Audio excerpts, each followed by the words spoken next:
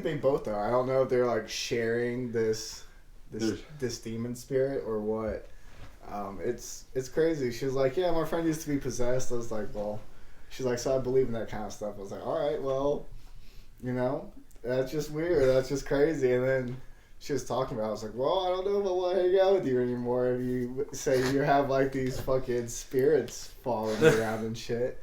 She's like, no, it only happens a couple times a year. I'm like, that's a couple times too many. Like, yeah, okay. Well, if you're being possessed by a demon a couple times a year, it only flares up a couple times a year. It's like herpes.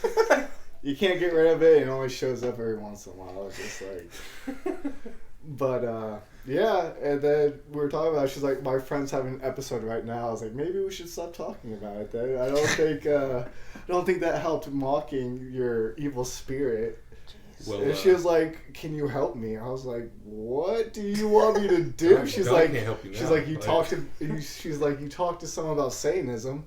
I was like, "I had one conversation about this guy's interpretation on Satanism. I don't know how to fucking unpossess someone. I was like, I can give you some moral support. I was like, I could, pat you on the back and be like, it's gonna be okay. But after that, there's not so much I can really do. I think that's like what most people can stop at, just like, it's like moral support. Sorry, I think we watch enough movies to know not to get involved with that. Yeah, exactly. Yeah. Well, what's going on, everybody? I'm making sure I'm in the frame. I'm Chase Todd. That over there is Phillip Hazen. And this is PCP, the Phil and Chase podcast. And today we have Dan Wachtel with us. What's up? We met last night. Yeah. Technically speaking, I believe we may have met once before. Yeah. The month before when I bombed at camp. Yeah. Yes. Oh, yeah. So at least someone else was able to. Yes, there was a witness. Yeah. That's funny. I like to. It wasn't to terrible. my own It horn. wasn't terrible. I thought I did fine last night. Yeah, you did pretty good. Thanks. You don't have to say that because you're on the show. That's all right. Nobody's getting paid here, so that's right. fair. Yeah. That's fair. Well, Dan, perfect. Because it is D-Cember. Yeah. It makes sense to have Dan on the show. Dancember. It's Dancember now. Welcome to it. Talk to us, Dan. We don't know you. You're our first stranger on the show. All right. Well, I used to be in a death metal band, so that's another D. There we go. Heck yeah. I quit that. Now I play like solo, stuff like 2000s emo, like Silverstein. If you ever get to September, this would be a good replay because I'm gonna name all the S bands: Silverstein, Senses Fail, Taking Back Sunday, those types of bands. I play hockey twice a week.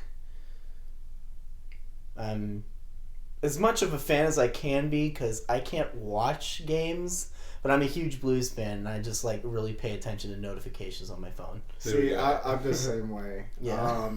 Because, I don't have cable or nothing. Yeah. It's like I can't get on NBC Sports and watch people play. I'm a Penguins fan. Ooh. Myself, I know. But I had a friend in the military who was a blues fan. I loved to talk as much shit as I could to him. I had nothing against the blues. I just had something against them. It was just a personal vendetta. There was the other guy too. My boss at O'Charlie's way back in the day. He talked a lot of shit to you. So we're just anti-blues. Not because of the team, but because of their fans. So sorry, St. Louis Blues. So how did you get into the blues? How did I get into the blues? Well, I'm from the area. My dad was a big blues fan. I was born around the time where they had like Chris Pronger. They won the President's Trophy, and they were favorites like maybe every other year, but never really could have gotten it done. And also, my grandpa was a huge blues fan. He got into them when he started working at Ross and Purina, who owned them and was probably like the worst owners of the team. Oh, jeez. But he had nothing to do with that cheap ass bullshit, so that's good. But he was like a really big blues fan. He would listen to the games on this radio, just whenever he could, yeah. Heck yeah. man, it's been so long since I've been to a hockey game. I mean, even a non-professional hockey game. I mean, it's hockey. The vibe there is just great. It's just it's borderline anarchy sometimes, and I love it. I wish I would have gotten into hockey more, like playing it. I never did.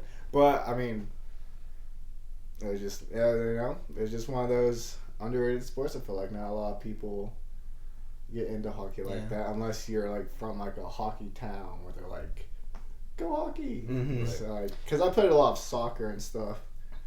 Like when I lived out in the Southwest, like in Arizona and stuff like that, so I did that a lot more. But then growing up and then getting into hockey, I was like, you know what, that would have been cool to play. Would have liked to get into that.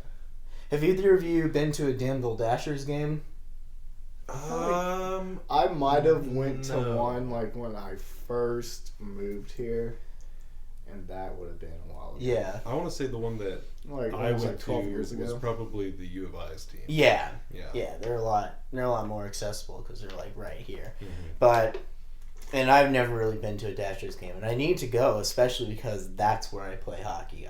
I go over to Danville like twice a week to play there. Oh, okay. Cool. Because I had a friend who played there for a couple of years, and then he heard that I played like through my dad. My dad's a drummer, so he just knows a lot of people because it's a legal requirement for a drummer to be in like 8 bands. So he met this guy, and he learned that I could play hockey through my dad, and he was like, do you want to go to Danville twice every week? It's cheaper than the U of I.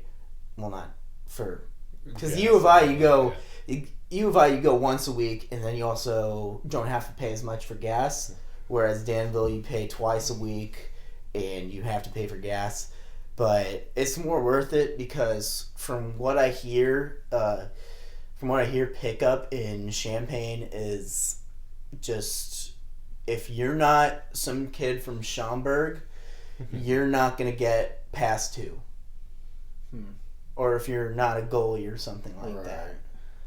Well, you're not going to get past 2 if you're a goalie, but you will see the puck. Yeah, you'd have to. I have to say, I'm like immensely impressed at the fact that we're 5 minutes in and you've dropped so many D's. Like you've set the Danville record. Dashers. Danville Dashers with the double D. Like you've really set the standard for D-Cember at this episode. So speaking of which, I have to talk about Double Dare 2000. Oh shit. Yeah, that's actually the group chat going crazy. I'm gonna mute them. It's okay. All right. We've had all sorts of stuff happen on the show. It's all I feel good. you. We don't take phones at the door. Yeah, I feel you. The door. The door. 1D too many. So, hockey front. What do you play, position wise? I try to stick to forward. There's not really too much position play at pickup, but I like to stay at forward because I'm not very tall. Right. So that doesn't make for me being a very intimidating defenseman. So I just stay at the front. Maybe I'll get in a goalie's face, keep him from seeing the puck. Sometimes I have good nights where I can just shoot it really well, just get it past them every time. Other nights I'm tripping over myself. It really just depends. Right. Depends on the night. You get a decent amount of hat tricks. Well, since it's pickup, yeah, a lot. There's a lot of goals scored. I mainly just play to keep myself in shape, and I'm really obviously really into hockey. So do you ever do you ever dabble into street hockey, or do you mostly just? That's where I started. Okay. That's where I started, and hang on a second. I started on the street hockey. I got like a hockey stick, a puck, and I would just do slap shots at a cooler when I was younger, like in my backyard. And that's funny because I can't do a slap shot now. You just can't do all wristers and snappers. You need the cooler back. I do need the cooler back. See, my thing with I've never even ice skated before because I'm not Yeah. gonna lie, man. The skates freaked me out. They freaked me out. I just it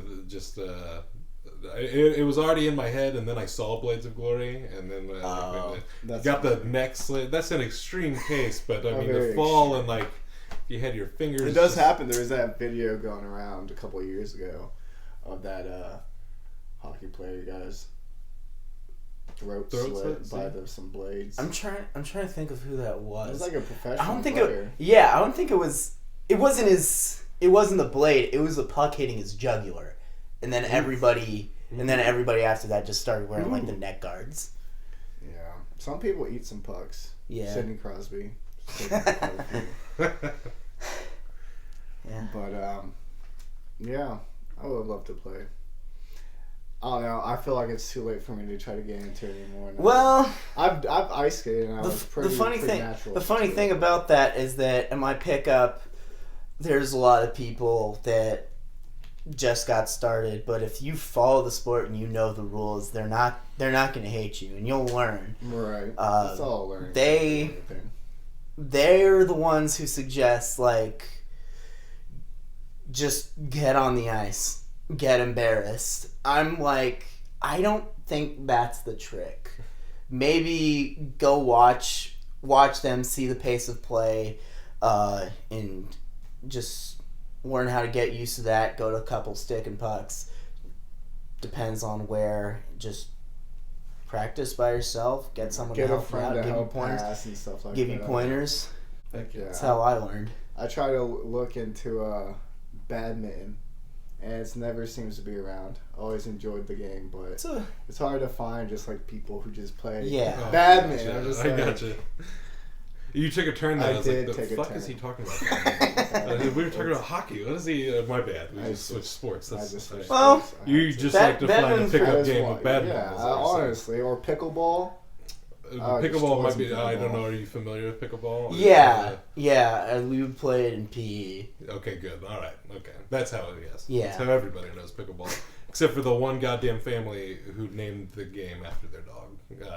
I'm pretty sure they're the only people that know pickleball outside of a gym class. So. Well, I don't know. They in Danville at the Y, they had like a whole pickleball week. Oh, did they? Yeah. I wish I would have got into it. But no, he's really getting around. What if there's Olympic pickleball? You know what? There should be, but there really should. We should start a team. Yeah. We should, yeah, let's do it. We should push for it. Doubles. God damn it, we're on it today. The D-Scavenger Hunt is gonna be a doozy. A doozy. D2, the Mighty Ducks. See what I did there? No. More D's. Mighty. And hockey. We're on it. Let's see. Yep, I love pickleball. Pickleball is one of my favorites. It was a good time. I do miss the old badminton and everything. Well, you know what? There's no reason we can't play badminton together. Really? We can go to the store. We can grab some. It's not the same. Some rackets, and we can go to the. There's a thing right over there, like a volleyball net. Yeah, but I feel like badminton's different. The net's supposed to be lower. And the net's. I think the net's supposed to be.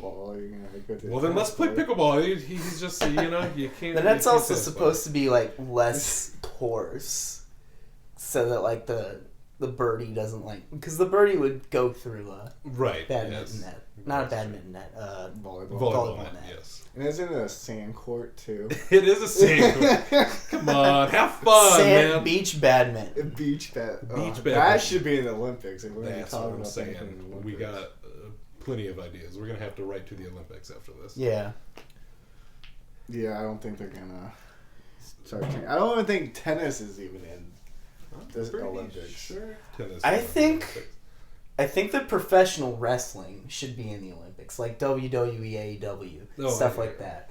I would watch that. Well, they don't even have. I know it's fake, but I would watch I feel like that. that's why it's not in the Olympics. They don't even have. They took out wrestling out of the Olympics, didn't they? Or did they have like wrestling, like what you do in high school, but not like. I'm saying like WWE. Yeah, I know. I was just saying I didn't even think they even had the other wrestling either, but I could be wrong. I don't know. Apparently, I don't pay that much attention to the Olympics. I feel like it. So I've been more partial to the Winter Olympics. I was gonna say, what year is too. it? Is this Winter Olympic year? Or 2020, 2018. 2018 was the last Winter Olympics, so it's going to be the Summer Olympics this year. Is there years where we don't have Olympics? Yeah, every 2 years. Every 2 years, there's nothing? Olympics. There's so every other year there isn't anything, and then it's like summer. And then every 4 years, okay. Summer nothing, winter nothing, summer nothing. Yeah. I gotcha. Because I knew they were like staggered out. Yeah. Somehow. Yeah. Like Every 2 years. That then makes sense. Flip flop. I've always wanted to go to the Olympics. I know we talked about this. I also want to go to the World Cup too. It's on my bucket list. I almost went to Rio several times. I almost went for the World Cup, and I almost went for the Olympics. It would have been great. I'm pretty sure the 2020 is going to be in Russia or something like that, right? Yeah. Where was it supposed to be? I thought it was Russia. I could be wrong. I think you're right, actually. I think it might be Russia. Moscow? Too bad Mike's not here. We could have him, Mike, our intern. Mike, our intern. That worthless intern. Worthless as shit intern. He doesn't do a goddamn thing. I feel like if the Olympics comes back to America, Which the I'm the opening ceremony should be WWE Olympic wrestling, like fucking. Because what's more American? Kurt Angle. Yeah, what's more American? They should get Kurt Angle to lead it. Yeah, Kurt Angle's the coach. I actually still watch like the newer wrestling, like just because, you know, and yeah, we have a friend who's very into wrestling. He's been on the show a couple of times. Yeah. And he I watched it a little bit throughout high school, but my parents were never really huge into it. And so that I didn't really get into it. But I watched it. Like, I know enough to, I don't know too many of the people anymore, but back in like the 2009 to like 11 was pretty up to date. But if it was like 2000, we would have Stone Cold Steve Austin representing America and like chugging beers right there. Yeah. And then like, pours it on the torch. Really fucks everyone up. I figured it'd be dope to have The Rock right before he lights the torch. Rock. Say, do you The Rock? The Rock. He can say his catchphrase right before he lights the torch. Finally, the Rock is back. The Rock is in the building. In Chicago. Well, because I think the United States put a bid to have the Olympics come back soon. Or it's the World Cup. Either one. Yeah. Well, because... Well, that'd be pretty And WWE should be the opening ceremony to the World Cup. You know what? They should just get the WWE to open everything. Everything. It's... Replace the national anthem with Olympics. that. I want them to open the bowling championship. I want them to do it National Poker League. Stand Spelling Bee champions. Stand for WWE. No, fuck. Stand for WWE. Kneel at the cross. There you go. We can for the video game tournaments. They can would just get WWE superstars to play WWE 2K. Yeah. Prior to, They should just replace all the athletes with the wrestlers and just have like a WWE takeover where they just do the Olympics for everyone. That would be perfect. Stanley Cup Final Game 8. The WWE superstars replace the players. That's crazy. That'd be. I was like, game 8. No It'd be rules. over. You're gonna have weeks of Hell in a rehearsals cell. Hell in a cell. Cage match. So you said, so I say I've met you at Canopy Club. I've seen you at Canopy a few times. So I don't believe I've seen you perform at these open mics that I've been to. So do you just go to support? Or I go there and I get there. Lately I've been getting there later than I used to, so I get stuck with a later spot. Like, last time I had to sign up at 12:30, like after midnight. and not too many people were there after that. I used to sign up super early because I would have work the next day as well, and then people would really show up for that. There's a sweet spot I've learned. Yeah, like, there is a sweet spot, and occasionally I've gotten around there. 11. Yeah, that's where it is. Yeah, that's definitely what it was. Yeah, because that's when people started kind of coming in last night as well. Yeah. And then you get like the last of the people who's like, oh shit, I have work in the morning. I can't really do much more. I almost feel bad when I show up because I was glad to see somebody else do comedy last night because I always feel like I'm taking somebody's spot by doing it. Like somebody's there to perform music, and especially last night with a crowded sheet. I literally had nothing to do but give like a public service announcement and be like, hey, come be on our show. So I didn't want to take anybody's time last night. So that's why I was like, well, I'm up here. You have to. I'll tell some jokes since I'm here. Rectify my last performance. So then you usually do perform those nights? Yeah. Then I might have seen you perform that month before. For sure. So you said most of your solo stuff. Is this a P? Yes, it is. My first. Damn. And nice. I got a refill on now. Early as hell with the piss. It's like 30 minutes in, roughly. Has it been 30 minutes already? Time flies. Time flies.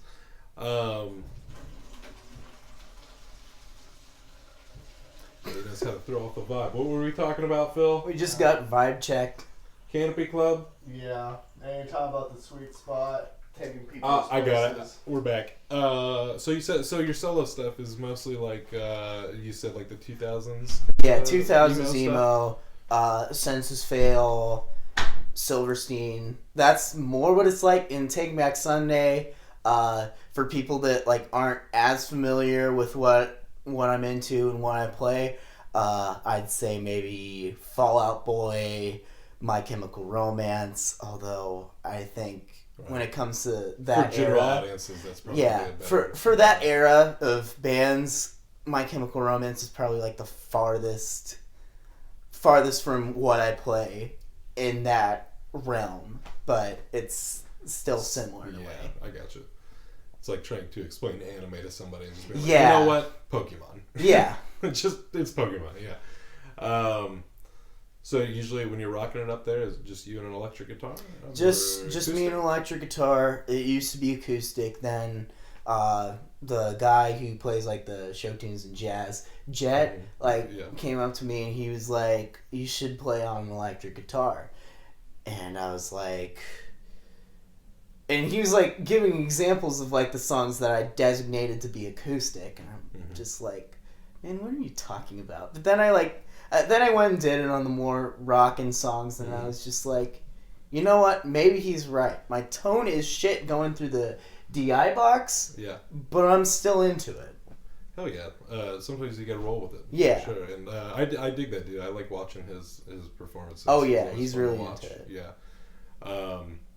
So, what are some of the your inspirations? I guess inspirations. A lot of the bands you were naming off. Or? Well, it all started when I got Guitar Hero when I was like 8-9 years old. I was into like the Beatles. I would buy the Guitar Hero game, and I was like, what if there's a Beatles song in there? Because they like don't name anything, like everything in the back of the case, but like there weren't any Beatles songs, but I did learn a lot of new bands. One of the biggest gateways was the last level, where like right before you battle with like Lou, like the devil with the guitar, you play One by Metallica. You play the Number of the Beast, Raining Blood, and I was just like, this is lit. Who's been hiding this from me?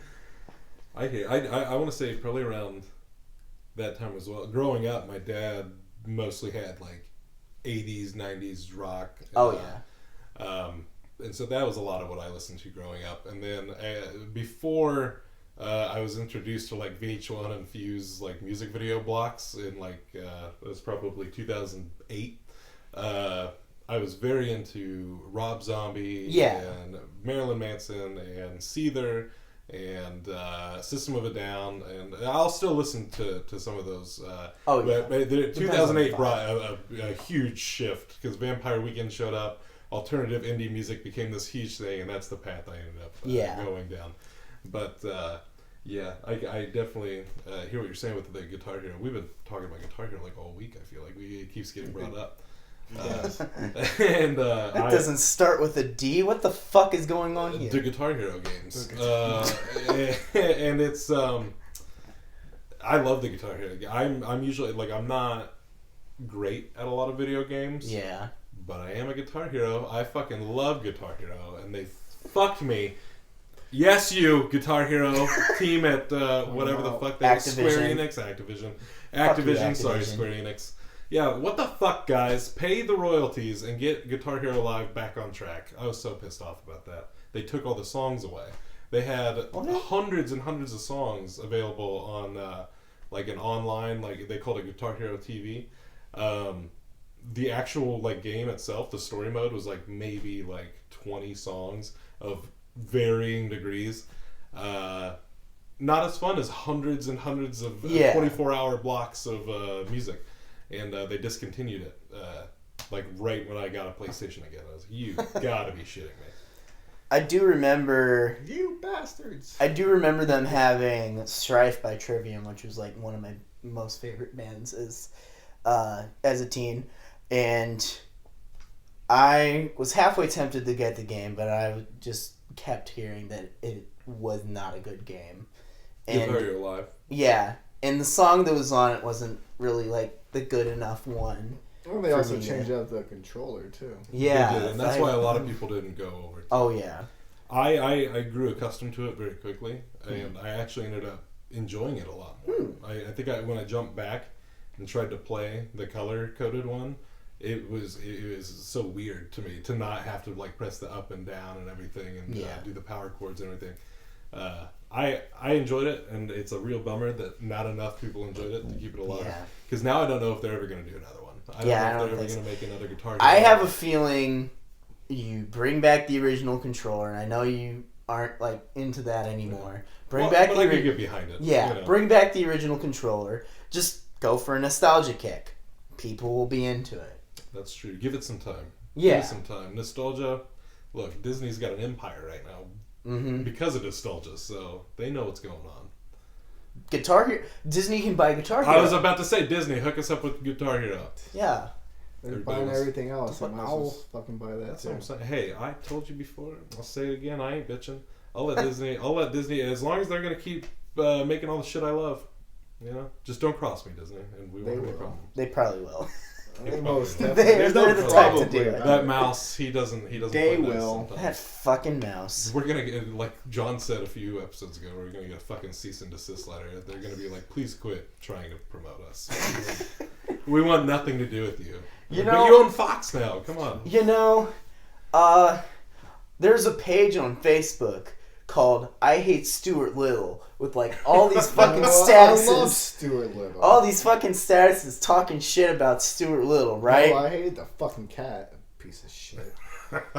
I originally liked that. Now that I think of it, I think we need to hate Mickey Mouse. I hate Mickey Mouse. We need to start talking about raging and crying in your room, listening to American football, thinking about fucking killing Mickey Mouse. Man. We need to have that Facebook page, not Stuart Little. He didn't do anything wrong in comparison. Yeah. What did Stuart Little do? He won a boat race. That's what he did. He did. He overcame. A toy car. He built a whole village. He did a lot of things. Yeah. None of it bad, as far as I'm concerned. He got stuck in the washer. He lived to tell the tale. He did, too. I think the guy who made that page was probably the guy that lost the boat race. They probably just meant Stuart Little too. That's probably what they. Yeah, that makes sense. Yeah. Just going after the people that made Stuart Little too. They had the wrong. I fucking hate that mouse. I'm shaking with rage right now. Just explode. Jeez. Oh my god.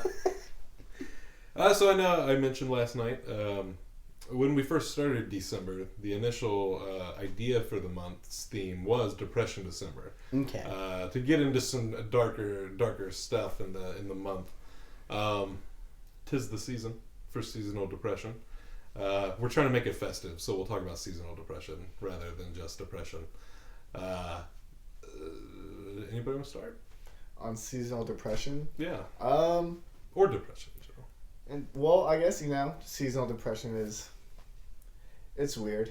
Yeah. It's weird to see someone else go through it, and it's weird to go through it. Just getting cooped up, locked up in the house, just get a little stir crazy. People say they can't do anything because it's cold. It's like, well, that's not necessarily true. Yeah. But some people are like, no, I can't do anything. I'm gonna sit here. I'm gonna drink. I'm gonna get angry because I can't do anything that I like to do during the summertime. It's like, oh my god. Okay, well, that's one way to handle it, I guess. Yeah, and it hits everyone. I feel like even people who are like, oh, I don't get depressed, they get a little depressed during the even if it's because of the holidays, the weather, stuff with family, a lot of different factors. For sure. And the people who don't get depressed, they're liars. or they're liars. Or they're liars. Fucking lizard people or something. I don't know. Crab people. Okay. Been on quite the South Park kick around here lately. I feel you. Yeah. As one does. Yeah. I know that's how it was for me last year. I had no idea how much time I spent outside until last winter came around. And I was like, fuck this. It hit hard. And now here we are. It's just now starting to get real shitty outside, I feel like. I hear it's the coldest winter in 50 years. I got a sound source on that. Say something one time, people never forget. I'm telling everybody. I don't care if it's true or not. Repeat one thing that you see on Facebook. Get out of Snopes. Mike's not here today, so we're going to make up facts all day. And stick with it. Yeah, Snopes us. How dare you. I totally lost my train. You're talking about depression, bro. Yes. Yeah, and I feel like it's starting to get to that point where I think you and I both, we got a little, honestly, before you showed up, Phil and I, we were starting to quarrel a little bit. We were starting to get a little touchy. Thanks. And it is one of those things where it's like we are just locked up in here, Yeah. It's just like we don't get to leave a whole lot, and it's not a big space. And so I was feeling that earlier myself. I didn't really want to get out earlier, and then I was just like, oh, I gotta get up and do this. And so here I am, and I'm enjoying this, Good. Well, I'm glad you're able to push yourself out. Lately, I haven't really, and I know you say you're one of the people that don't get depressed, like, you're probably one of the more fucked up ones, and, like, I feel there's certain areas where we're sitting here, here. My bad. I feel you, but it's in like some areas I do feel depressed. Like some parts I do feel like completely hopeless, and more recently I haven't felt that as much. But again, it's in certain areas, like in my love life, darkish hellhole. Fuck that shit. Love will do that. Yes, to you. love will do that to you. Yeah.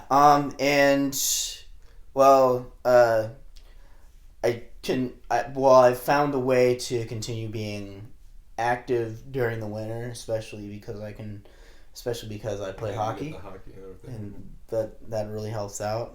One of my friends, he was with me last night. I don't remember if you were calling me. He was like bald kid. And, he has like a fob to a gym where at like an apartment complex that his dad works at. We go there, stay active, involved in when it comes to that. But yeah, like last couple of years, I was definitely feeling seasonal depression. Now it's just in like specific areas. Right. Yeah. Just more just like specific depression, Yeah. I suppose. So generalized. Yeah. I feel you there. I've had to take. These past couple of years for me, I know I was in a very dark place a couple of years ago where I just felt very depressed, very sad and angry all the time. And I don't know. I've made a lot of changes over the past couple of years, learning how to deal with the depression. And my advice, and again, depression's different for everybody. Everybody experiences it differently. Everybody has different remedies.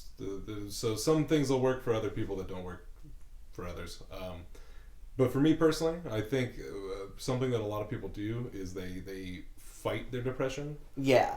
And it's I always equate it to, it's like fighting your way in a quicksand. You can't fight it. You gotta go with it. You gotta let it happen. And so many people just don't want to feel sad or don't want to feel those feelings. And it sucks. It's rough. It's hard. And you gotta. But I feel like for me personally, I might numb myself for like a week or so. But then at a certain point, I'm like, you know what? I'm going to just have a real shitty day. I'm going to not get out of bed. Yeah. I'm going to cry. I'm going to just have a real shitty day. And then the next day, I just sort of bounce back. I know that, okay, that can't happen anymore. So now we have to move on. I've put it all out. And that's just, I know that's what works for me, personally. Anybody else have any advice? Any depression advice? For the masses? No. I'm still, struggling with my own stuff, so I have no... Personally, advice to give anyone. I'm not where I need to be. Personally, I'm probably just going to go back to what I was saying. For me, it just helps to keep busy. And it's hard to do this time of year, what with the weather and all that. But I go out, I try to go out to open mics. That's where we met. Right. I perform. Whenever I can't perform, I try to write music, which... especially been really helpful since I saw literally every band that I just mentioned within the past 6 months. Oh, wow, nice. Yeah, it was a really good time. So, and I just I was writing a bunch of songs and stuff about it, and it's a good outlet. It's a really good outlet for depression, writing music, and. Basically, yeah. I just try to stay active. I know it's not... I know it doesn't work for everybody. I know it doesn't... It's not necessarily accessible as much. But if you have the means, go do it. That's just your method. That's what works for you. Yeah, absolutely. Try it. If it doesn't work, try something else. Money back guarantee. You didn't pay me any money. I don't have to pay you. There you go. Heard it here first. Nothing wrong with advice.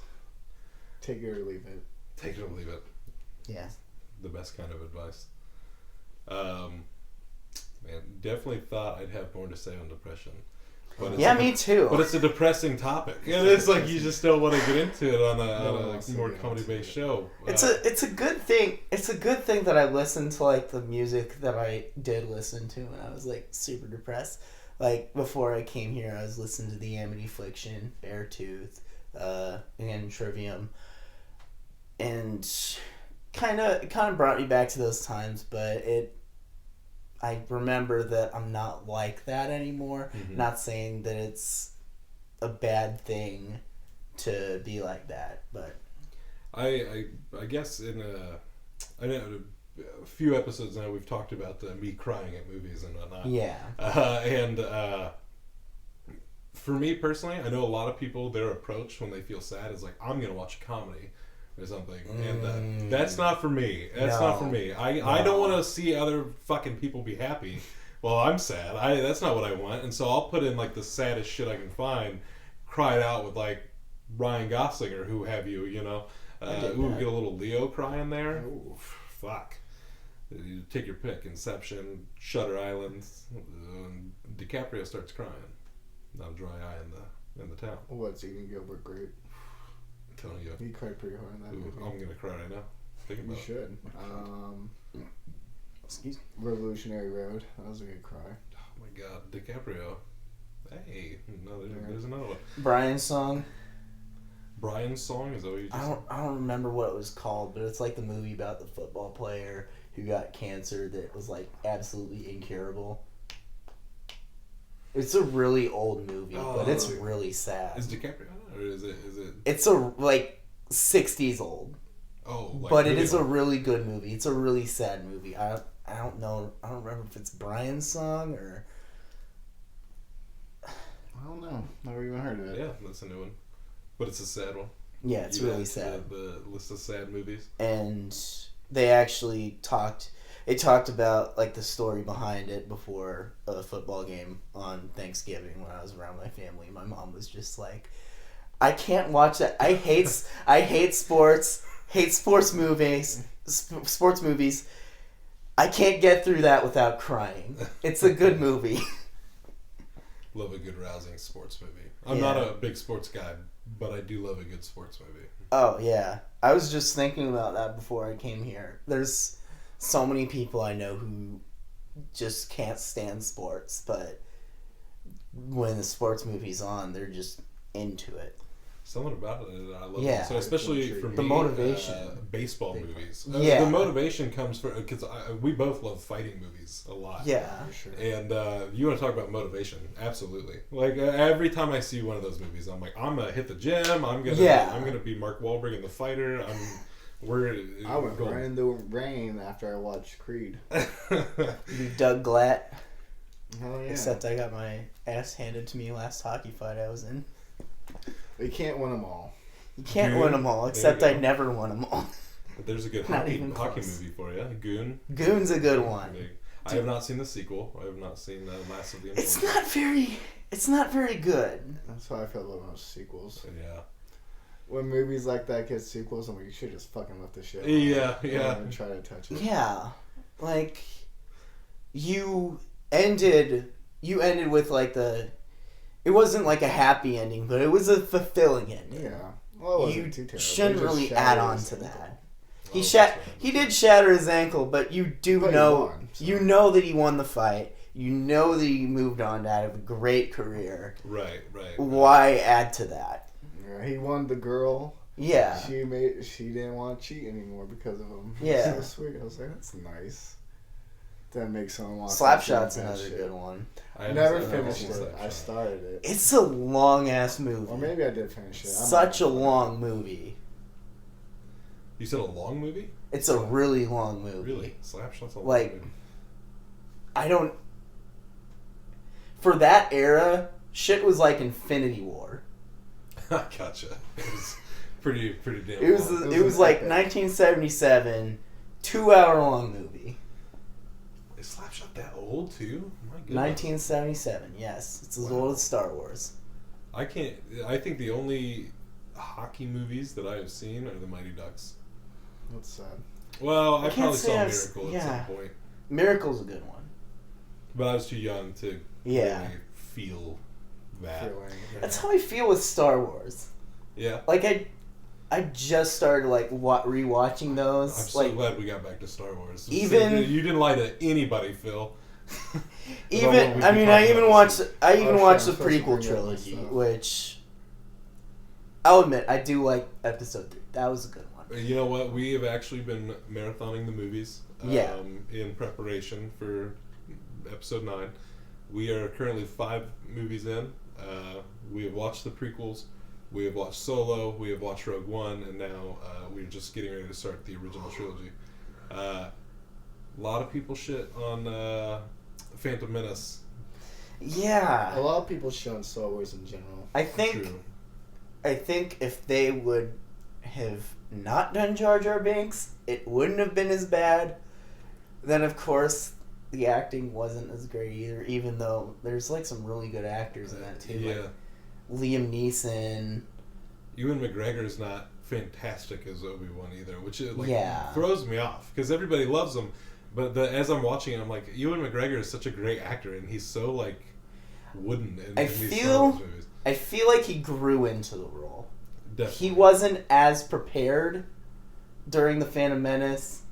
He kind of got better at it in Attack of the Clones, and then by episode 3, he was right, which is definitely the best. It's definitely the best of the. So you're saying that you're not really like a big Star Wars guy, or you're just... I was a really big Star Wars guy when I was a kid, but I never really understood too much of what was really going on. Right. I just knew like the big points of the movie, like. I don't even think I remembered what the deal with Phantom Menace was when I was a kid. All I knew is like what sort of happened. I don't know what like led up to it. As I've gotten older, I like rewatching them every few years, just because as I get older, I feel like I get more of it. I'm to a point now where I feel like I fully understand Star Wars. Yeah. But as a kid, you're just like, lightsabers and Jedis. Yeah. Like, even now, I'm like, lightsabers and Jedis, because that's, what you're actually there for. But, actually, last night at Canopy Club, I learned, because the bartender was streaming Disney Plus at the bar. Oh, yeah, he was.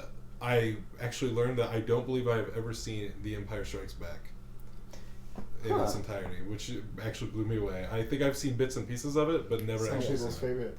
Yeah, it's a lot of people's favorite. Yeah. Well, it was the stunning reveal that Darth Vader was Luke's father. Fucking Han gets put in the frozen chamber. Yeah, in the carbonite. Yeah. See, so I've definitely seen the beginning of it. Yeah. Because that's how that all starts. Okay. What was I going to say? Yeah, all the reviews for Rise of Skywalker that have been trickling out,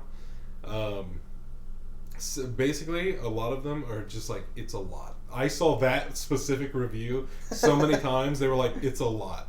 A lot of people were like, it's like 9 movies plots in one movie. And it's like, there's so much shit going on in this movie, and it was either like that was their comments on it, or people loved it. And that's the two it's not necessarily a bad review. No, not at all. And a lot of those people are like, listen, there's a lot of things to unpack, and I need to think about it, and I need to talk about it, but we can't for another week before it comes out this Friday. So like, I can respect that. Yeah. But I was just telling the person I was with last night, we were talking about Star Wars, and she's not really big into Star Wars either. She saw an odd combination of them. I was telling him she's only seen 4, 5, 7, and 8. Which is kind of odd, as far as seeing. But not even finishing a whole trilogy, just starting 2 different ones. I blame whoever tried showing her the movies. I think that's on them. I think it should be on her as well to make sure she watches all of them. Fair enough. I didn't even know that 4th came before Episode 1 until I was like maybe 8. Well, that's also just so which was always weird because I had 4, 5, and 6 on VHS, and so I was like, why the fuck are these 4, 5, and 6? I was like, why would this not be 1, 2, and 3? It was like, I really had to have. I believe my parents had to break that down for me when I was a kid as well. Like, you really got to explain this shit to me. Why are these old ass movies 4, 5, and 6? So I couldn't even tell the difference in quality back then. Like, I would just think, right. Oh, well, I guess Mark Hamill is younger than whoever the fuck played Anakin. Now you can tell the quality in Mark Hamill. Yeah. It's not good. Mark Hamill isn't a good actor. He's very over the top. He's very Shakespearean these days, I feel like. He's a good voice actor. He's a great voice actor, yes, absolutely. Like, he's on so many Adult Swim shows. Yeah. He's on Metalocalypse. I know he's... Which, by the way, Adult Swim, quit trying to erase fucking Metalocalypse from existence. You're never going to do it. Bring it back. Well, I have. I've seen bits and pieces of it. I've never seen it. I've caught it like when it's been on Adult Swim after something else or something like that. But I was telling her last night that the whole Skywalker saga, I'm glad it exists. Mm-hmm. So that the Star Wars universe can exist, because all my favorite Star Wars things exist outside of the Skywalkers. I mean, I loved Rogue One. I am loving The Mandalorian. Like I love all of this. Like, it's a great sandbox plan. It's a great world that they've built. I just don't give a shit about the Skywalker family for whatever reason. The whole basis of the entire thing, and this. You know what? You want to talk about... let's start controversy. You want to talk about a surprise to me is the fact that of all the celebrities that kill themselves on a regular basis, good for George Lucas for being able to handle all the shit he probably takes on a regular basis. Like, he took a lot of shit. Oh, he still does every day, and now he gets to watch this whole thing that he built. Kind of, it's like it's one thing to like build this legacy and like pass it on and but I feel like I can sympathize because as somebody who likes the other stuff better than George Lucas's stuff. Yeah. I sympathize because it's like he had nothing to do with any of it, and it's like, okay, you're running with my stuff. I don't know. It would probably have to hurt a little bit to see the progression of your shit, kind of like that, and to be left in the dust. Yeah. Yeah. You have to sell it. Right. It's like being the owner of your own company, and yeah, it wasn't Yeah. even like he was hardly even doing anything with Star Wars. yeah. But I don't know, just a little bit of sympathy for George. Yeah. I'll show him no sympathy. What'd you say? I'll show him no sympathy. Fuck Sorry, George George. Lucas. Fuck you, I don't man. have a We'll problem join the with masses. You fucked up. I don't know probably George Lucas, but I ain't gonna feel bad for the dude. He's a lot better off than I am. You gotta earn Phil's Yeah. sympathy. That's true. You can That's cry. true. You Yeah, can cry you know into your. what? You can cry into your goddamn money, George. I was gonna say, just dab your eyes with 100. Fucking yeah. You know what? Fuck you, George. I don't have any sympathy for him either. You talk Rich me out. bastard. That's like people having sympathy for like Tom from MySpace. It's like he's doing very well for himself. I don't need to fucking feel bad for Don't him. worry about Tom from MySpace. Yeah, He's sold doing his well, shit but- and made millions. Yeah, he's doing. Like he's What's he doing. up to He's these still days? well off. He's probably just living the dream. Fucking models on a beach somewhere. Like shit. He met up with Zuckerberg later. He's like, "Hey, thanks, man. Thanks for." It's like, and then somebody will do it for Zuckerberg one of these days, so he can fuck off with all his money and It's Yeah. Because someone says something like, "Oh, like why did you do this?" He's like, "Man, I made so much money. Fuck y'all. I don't give a shit."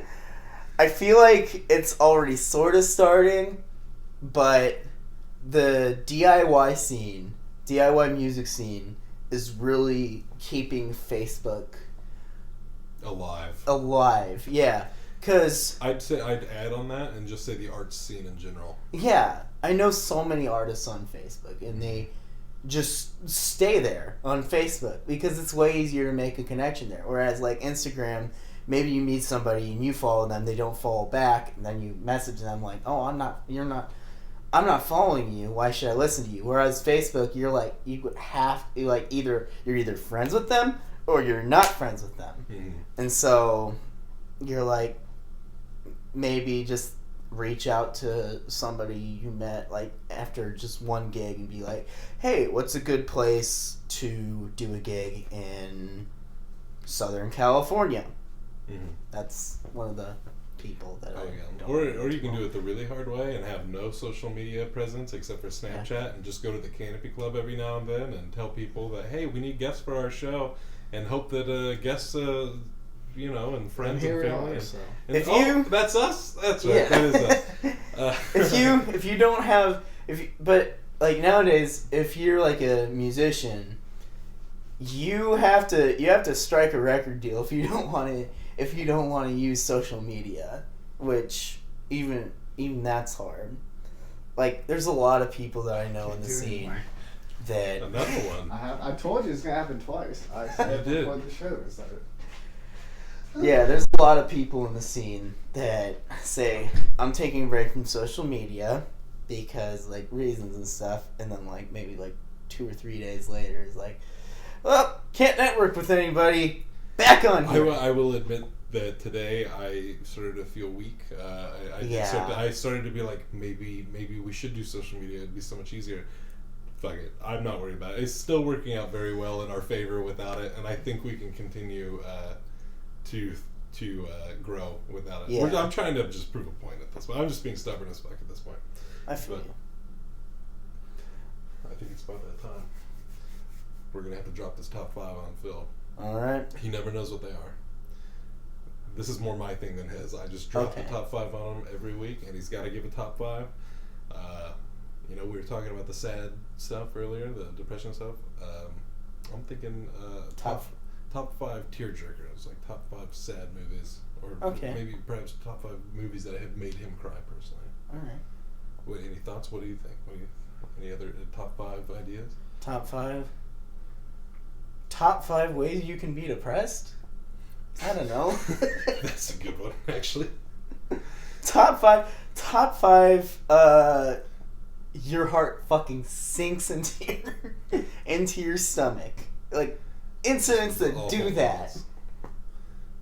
We probably have enough to make a top. We all probably have enough to make a top 5. We can make a terribly depressing end of this episode. Top 5 most depressing moments of your life. Go.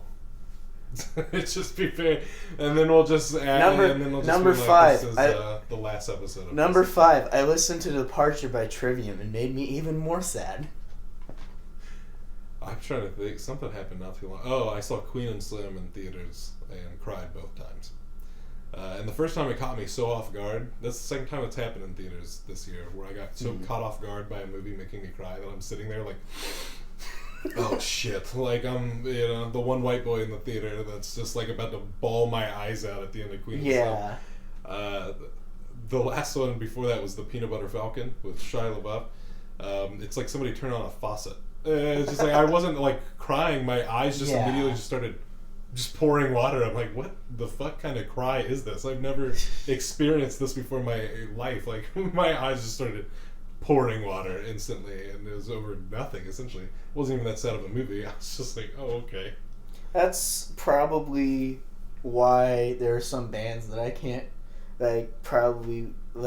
go see anymore. Beartooth is one of them. I did see them once and I enjoyed them, didn't know them, so it wasn't easy to get like deep into them. Then my friend like reintroduced me to them, and I'm like, holy shit! A lot of these songs are fucking deep. Like, I Have a Problem about his alcohol addiction. Shit fucks me up. Oh, for sure. Oh, Beaten in Lips too. That's a. Sometimes there's some songs that are just like they're sad enough that if you get caught by them, like you find yourself alone with a song, and you next thing you know, you're listening a little too intently, and then moments later you're in tears. Yeah, you're a broken person. Yeah. The part in "Don't Lean on Me" by the Amity Affliction, where he says there are far too many reasons for you to stay here on this earth. That really got me. There was one I heard recently that I was like, damn, it hit pretty hard, and I can't even remember what it was anymore. Damn. Do you remember the lyric at all? I don't. That's what I was trying to think of. I can't even think of what the song was. I know the one crying song for me recently has been "Adore" by Amy Shark. I just think it's a beautiful song. Definitely another good crying song. "Laughing With" by Regina Spektor. That's one of my all-time favorite songs. Wow. It's talking about the lyric is nobody's laughing at God when you're in a hospital. Nobody's laughing at God in a war. Like, it's such a sad song, bro. But then it's like she goes into how God has a sense of humor and all this. It's like such. Don't get caught alone with laughing with Regina Spektor. It'll fuck you up. Hey Phil, welcome back. Hey, is it about that time? Oh, it's not just about that time. It is that time. For Phillip Hazen's top 5. Woo! So with all this talk of depression and sadness, oh jeez, we discussed it. We got a few options here. Oh, always options. I said we could end this show on just the saddest note ever, and your top 5 most depressing moments of your life. I don't know about that. What are the other options? What else are we got going on here? Or okay, give you like depressing movies or something. Or he had that. Or that he was had that the original idea. That was the original idea. Your top 5 tier. I was the guy who took it over the top. You know what? Someone has to at some point. It's usually the guests. They love to really just try to fuck me up as much as possible. Oh, you do a top 5? Let's make it as hard as I possibly can for you. I'd rather you do it. So let's say, how about this? Top 5 movies that have made you cry. Yeah. Top 5 movies that have made me cry. Yes. Who touched your soul enough to bring tears to your eyes? I cried watching Looper. Yeah. The second time, not even the first time. The second time I watched, I really allowed myself to feel things. I'm like, oof, that was rough. Fox and the Hound. I cried during that. Let's see. You had to hang your head for Fox and the Hound. It's a sad one. It was very sad. They just got their little burrow going, and they got set on fire. I was like, oh god damn. Let's see. I know there's other ones, obviously, that made me cry. Oh, there's just... Did I say Basketball Diaries? You did not. Pretty sure I cried watching that. That was sad. Bird Box. Cried watching Bird Box. Yes, I did. Oh, yes. You told me about that. Yeah, it jacked me up emotionally. I got you. It pulled on some strings. Right. I didn't want to be pulled on. It touched on your now I have to think of a fifth one. We watch a lot of sad movies. We do watch a lot of sad movies. I just, but to cry. I don't cry during a lot of movies, That's so true. I'm trying to... I feel like there was one recently where I started getting teared up. I feel like we watched it together. Did we? Oh, you know what it was? I think it was Instant Family. I did start crying. The comedy with Mark Wahlberg and Rose Byrne. Yeah. They got to me. They touched me at some point. I was like, oh. Wipe those away real quick. So is that your fifth? Or are we... I think we'll say yeah. Yeah. If I can think of any more crime. I was thinking thinking Revolutionary Road. But that's what I kept thinking too. I was thinking after you said Fox and the Hound, I was thinking Bambi. I was gonna say it, but I didn't want to impede on your list. Oh no, people do. Most people just impede on the list. Yeah. Sometimes they'll go off for minutes. Yeah. Okay, well, looking back in my mind, I was like, well, I want to hurry up and get this shit over with. Yeah. I want my top 5 done. But yeah, there it is. I know there's better ones out there. I just can't. I never, all these top 5s are things that I have to recollect from my past. It's I don't just keep a note of when these things happen. You should start. I need to. I need to have a little pocket book on. Just make up random top 5s and hope they come together somehow. That's what you should do with your spare time. That'll be your battle. And if you find them, you can just plan them around it. So you're just too busy. You're just too busy writing down top 5s that you don't have time to be depressed. I'll never use. Maybe. I was actually, I'm prepared for that sadness. one. Well, you know what? I just thought of a new one. Here, you can have this one. I can't wait to really. We'll pull a Shia LaBeouf, and it'll just be Phil watches top 5. The Chris Rock movie. Then that was a good movie. I enjoyed it. It is. It's a great movie. Yeah, a lot of top 5s on there. If we'll have to rewatch it, and then you can give your top 5 moments of top 5, or your top 5s from top 5. Was that coherent? Was that a whole thing? Hear me out. In the film Top 5, everybody keeps giving their top 5s, right? For sure. You pick your top 5 out of those top 5s. Whose top 5s were your favorite top 5s? I'm not saying do it right now because I don't know how fresh that movie is, especially to remember. I was about to give you my top 5 favorite scenes, but now I won't. Oh, top 5 favorite scenes? Yeah, Go for it. No. Ooh, a double. Top 5 favorite scenes. I believe so. Yes, top 5 favorite scenes. We're only going 2 layers deep. Okay, we'll do the whole initial 3-way. With Cedric the Entertainer. Yeah. Okay. We'll do when he's in the I think it's the drugstore when he starts drinking, he freaks out because of the hammy beer or whatever the hell it is. Yes. Fucking, and then we'll go one step further, and my third would be DMX in jail. That was hilarious. Wasn't Tracy Morgan in that movie? Yeah, probably. I think feel like he was. Yeah. So then I'd put that. Whatever. There's a scene in there where he's talking in Tracy the projects, whatever. He's when he's talking to his family and stuff. That's right. That's right. That scene. That's a good scene. And then for my 5th one,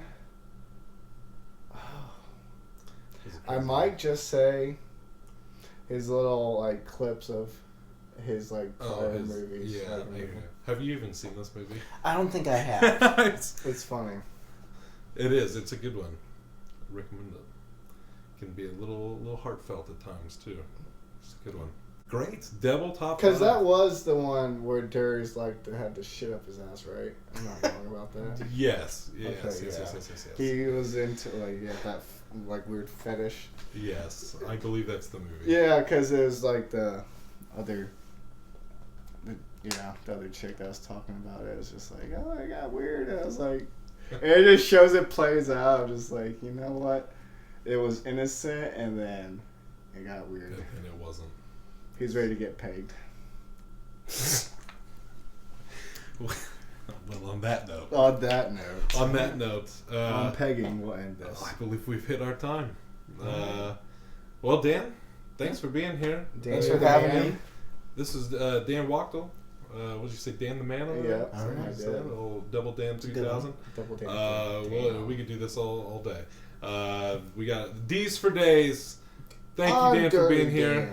No. I actually have a project called Dirty Dan and the Pinhead Larrys. That's funny. That's releasing a track on January 11th next year. Yeah. Anything else to plug while we're still here? Yeah, go for it. Plug yourself up. I have just like a lot of soul projects. I have this thing called Nuxville Records, in which it's just me. It's just a one-man record label. I'm the head honcho. I'm like the distributor. I'm the bands. I'm the projects and whatnot. And that's just how I get all my. That's how I get all my eggs in one basket without having to make a page that's like Dan Wachtel official. I'm not official. You are now. Thanks again. You are now. All right. PCP seal of approval. All right. Oh, well, thanks for being here, man. I've been Chase Todd. I've been Phillip. And this Dan has been Wachtel. PCP, the Phil and Chase podcast. Thanks. Episode 9. Woo! Woo! Hell yeah. There you go. All right. Too bad you forgot to hit record again. God damn it. It's an ongoing joke. Every week. I didn't. You didn't forget? I'm just kidding. And then it's not funny.